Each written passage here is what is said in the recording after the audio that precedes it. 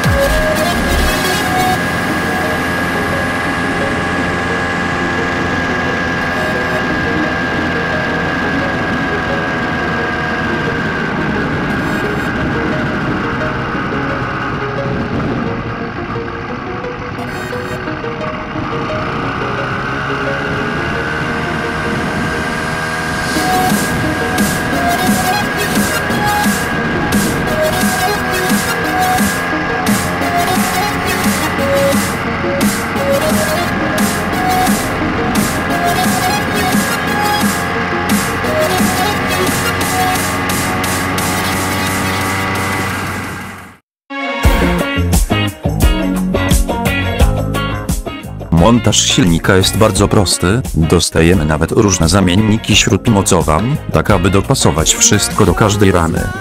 Mnie udało się złożyć wszystko w całość, w kilka godzin po rozpakowaniu. Nic nie sprawiło mi żadnej trudności, a wszystko było tak idealnie spasowane, jakby ten silnik był po prostu stworzony do mojej ramy roweru.